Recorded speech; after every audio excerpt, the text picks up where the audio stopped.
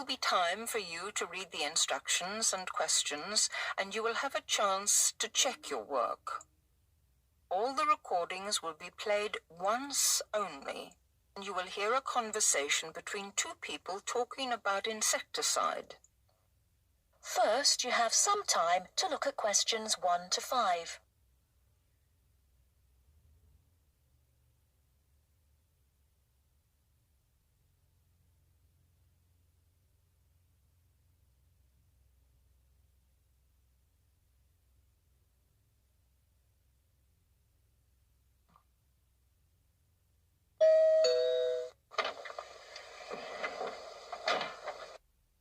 Yes?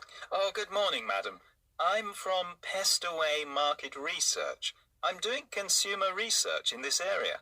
I wonder if you'd mind telling me, do you use Pest Away in your home? Pest Away? Oh, the insecticide thing. Well, yes, as a matter of fact, I do. What do you use it for, madam? Fleas, ants, cockroaches, woodworm? Oh, cockroaches. This is an old house, you see, and we often get cockroaches in the kitchen. I tried scrubbing and disinfecting, but it didn't seem to do much good. And then I heard a commercial about Pest Away, so I thought I'd try that. Was that on TV? No, it was radio, one of those early morning shows. You heard it advertised on the radio? Fine. And you say you use it in the kitchen. Do you use it anywhere else in the house? In the bathroom, say? Oh, no. We've never had any trouble anywhere else. We get the odd wasp in the summer sometimes, but I don't bother about them. It's the cockroaches I don't like. Nasty, creepy, crawly things. And you find Pest Away does the trick? Well, yes, it's quite good. It gets rid of most of them. How long have you been using it, madam? Oh, let's see. About 2 years now, I think. About 2 years. And how often do you find you have to spray?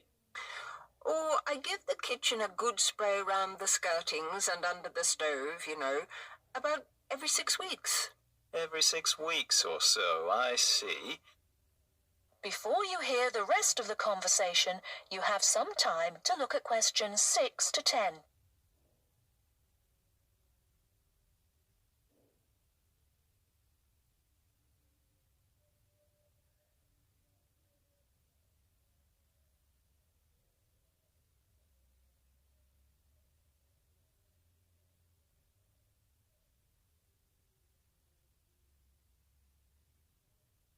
Now listen and answer questions 6 to 10. About every 6 weeks. Every 6 weeks or so, I see. Where do you buy your Pest Away, madam? A supermarket? Chemist? Oh, no. I get it at the little shop at the end of this street. They stock practically everything. It means taking a bus if I want to go to the supermarket. Well, thank you very much, madam. Oh, could I have your name, please? Mrs. Edgerton. Mary Edgerton. That's Egerton. Egerton. And the address? The address is 12 Holly, Peterford. 12 Peterford. And may I ask your age, madam? Oh, well, just put down I'm over 50. As you like, Mrs. Egerton. And occupation? Housewife? Well, I used to be a telephonist before I married. I had a very good job at the post office, but what with a husband to look after and 4 children to bring up, it doesn't leave you much time, does it? Occupation, housewife. Well, thank you very much for your time, madam. You've been most helpful. That is the end of part 1. You now have half a minute to check your answers.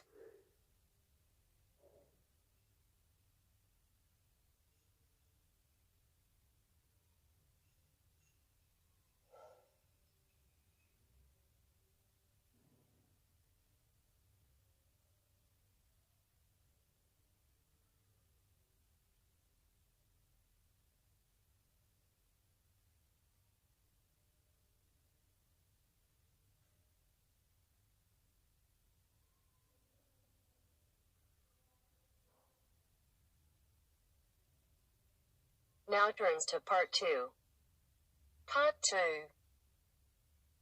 You will hear 2 first-year engineering students discussing their project on devices which have been specially designed for use in developing countries. First, look at questions 11 to 14.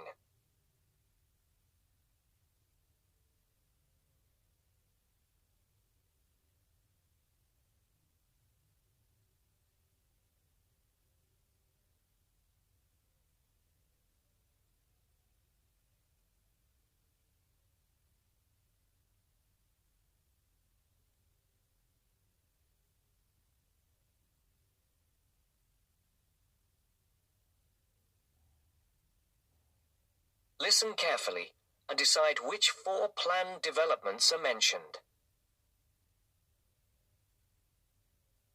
Hi, Aileen. Thanks for coming. No problem. We've got our presentation coming up on Tuesday, so we need to get everything prepared now. Yeah, so we're agreed that we're going to concentrate on these 2 devices which have particularly helped people in developing countries. Yes, and we'll present the information in the form of a table, so it'll be really clear for non-specialists. We'll have 3 columns, using the headings we discussed in the last seminar. Okay, I've got those here. I'll make notes. So let's start with the clockwork radio and how it works. We'll obviously say how it's powered, i.e. that it's wound up. Yeah, and we'll also need to explain how the energy is stored. Okay, in a spring. Fine. Keep it simple. But we also need to say that the thing which makes the mechanism so special is the inclusion of a gearbox, which makes it possible to release energy extremely slowly. And that means that it can operate for a long time with minimal effort. Okay. Now, the next section is what are its benefits? I suppose we just need to emphasize that it costs a lot less than radios which use batteries.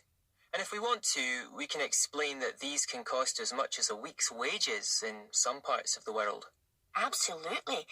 And related to that, of course, is the fact that people don't have to depend on buying anything in a store, which in remote rural areas is really important. And then in the developments column, I think the most important thing we need to say is that the combination of the wind-up mechanism with a solar cell means that during the day it runs on the sun's energy, and you only have to wind it up when it's dark, which makes it a much more attractive option. And that's probably that for the radio. Yep.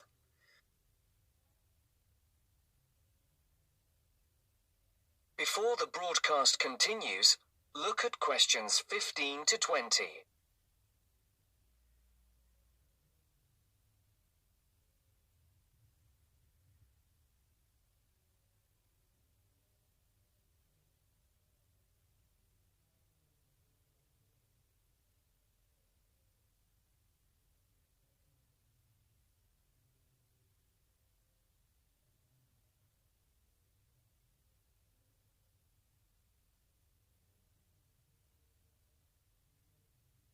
You will now listen to the second part of the talk.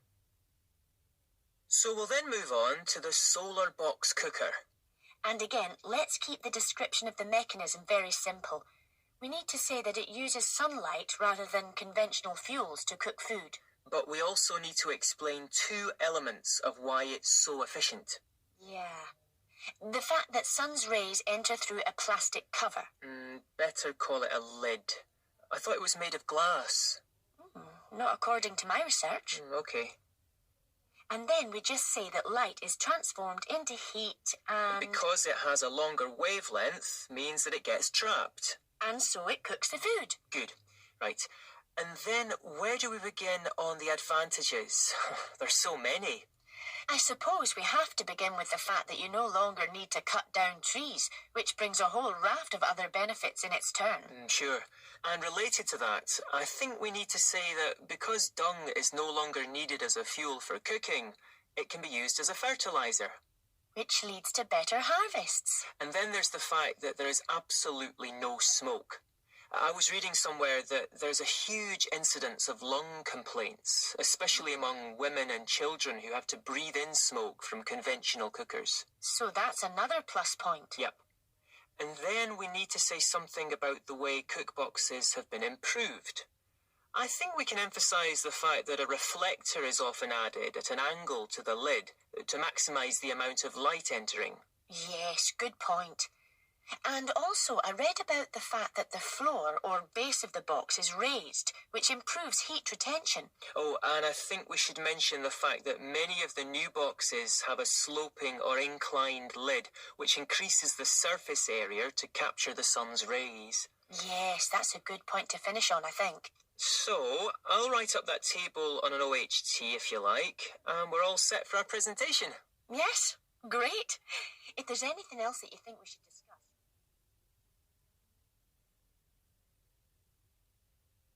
That is the end of part 2. You now have half a minute to check your answers.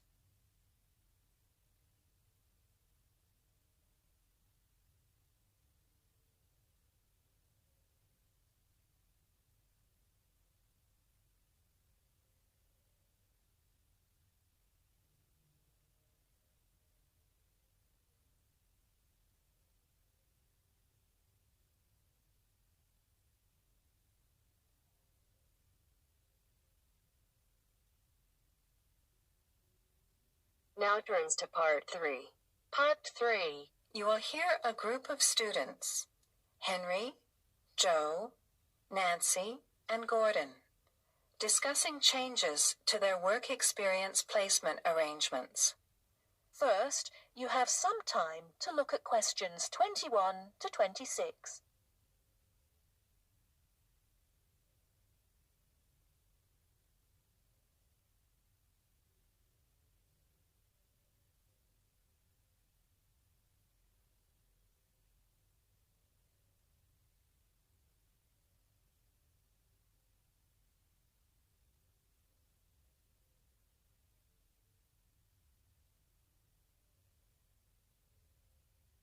Now listen carefully and answer questions 21 to 26.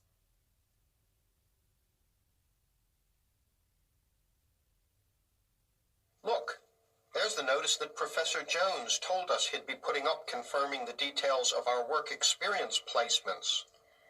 But I thought that was already arranged.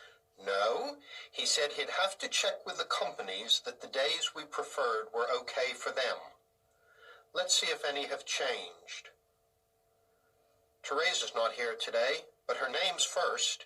It says the Uni Bookshop, Friday mornings starting on the 23rd of March. So nothing's changed. I'll let her know. What about Manuel? He's not here either. Is he still going to the music store in the high street?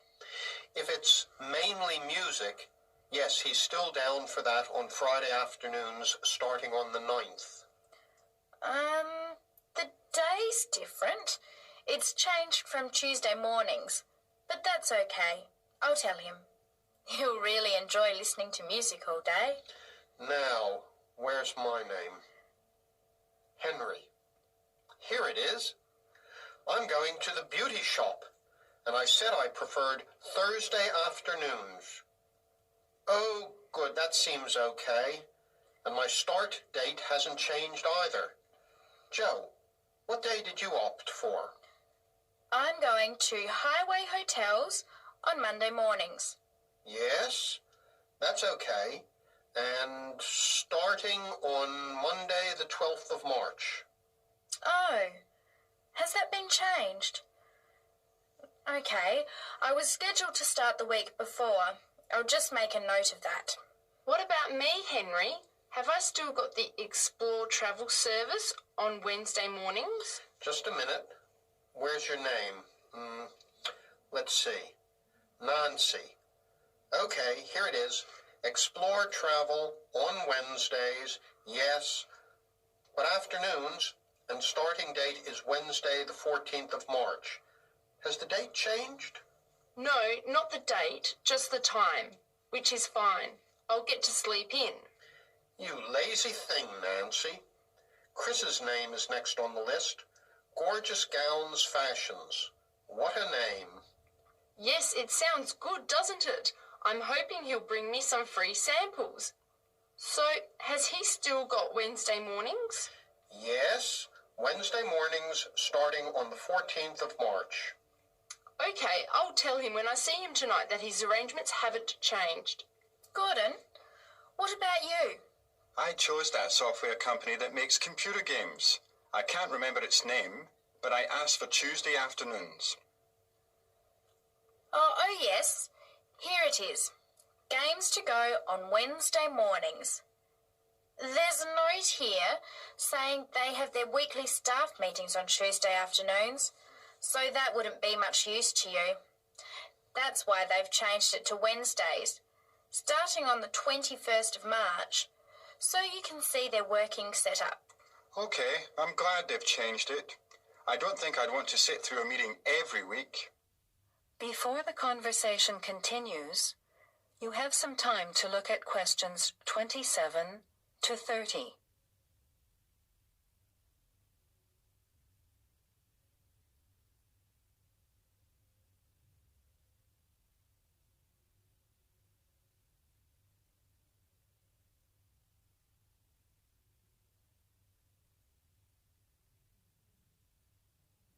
Now, as the conversation continues, answer questions 27 to 30.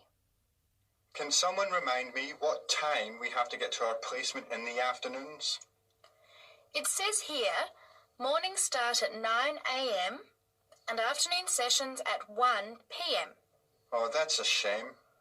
I thought Professor Jones was going to change it to 9:30 a.m. and 1:30 p.m.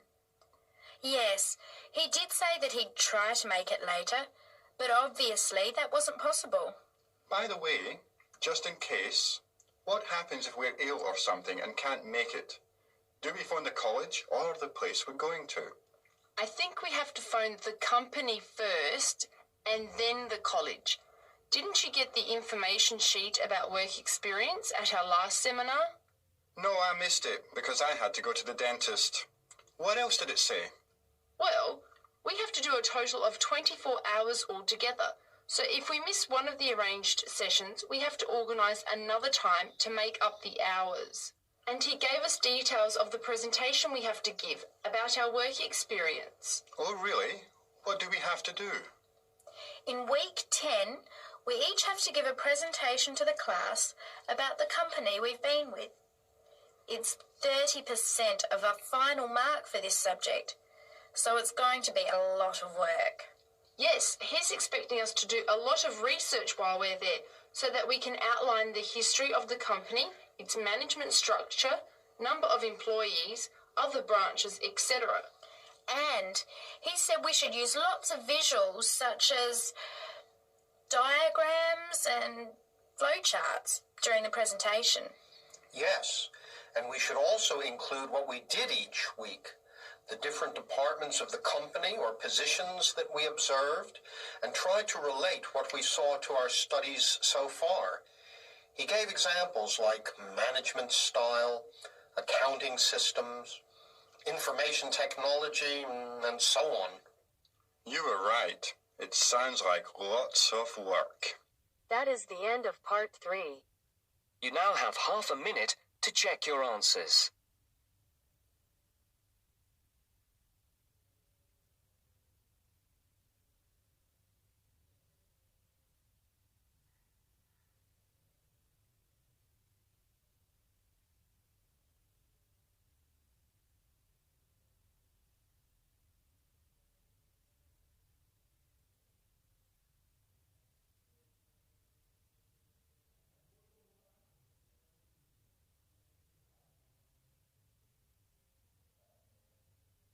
Now turns to part 4. Part 4. You are going to hear a talk given by Jim Allen. He is going to share some of his findings of his research. Now you have some time to look at questions 31 to 40.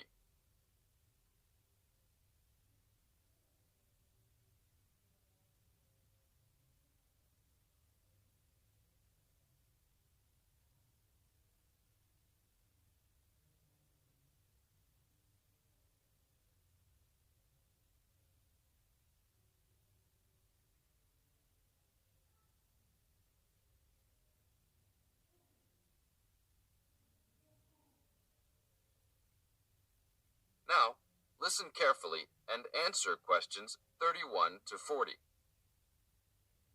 Good morning. Today we'll be hailing from Jim Allen, who will be sharing some of the findings of his research project from last term.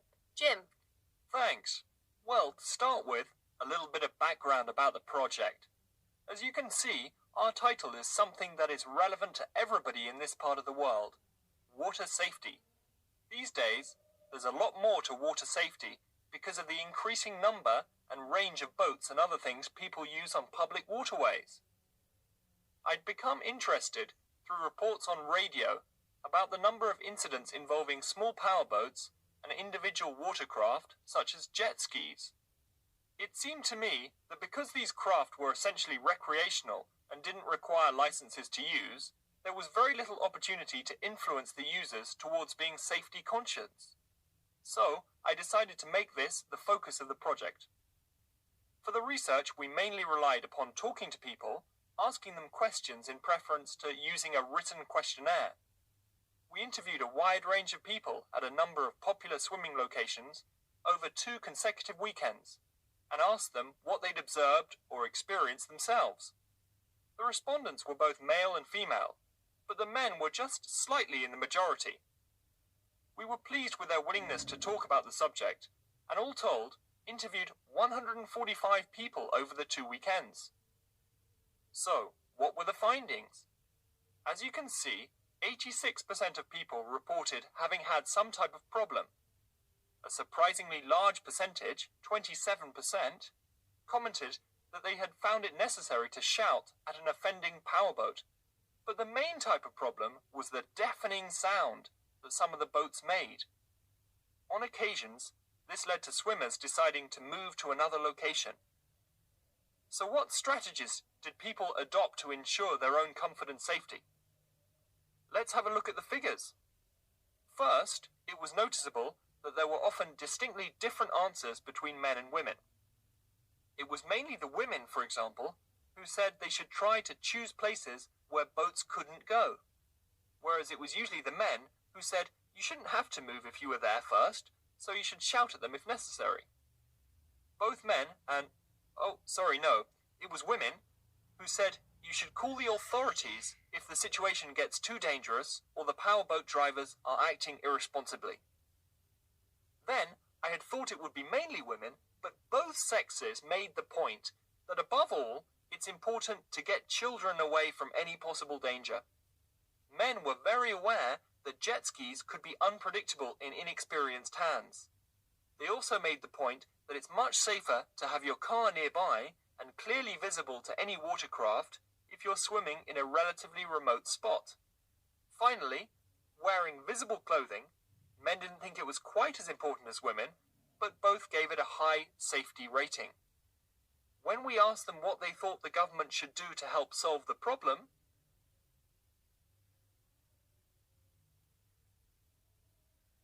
That is the end of part 4. You now have half a minute to check your answers.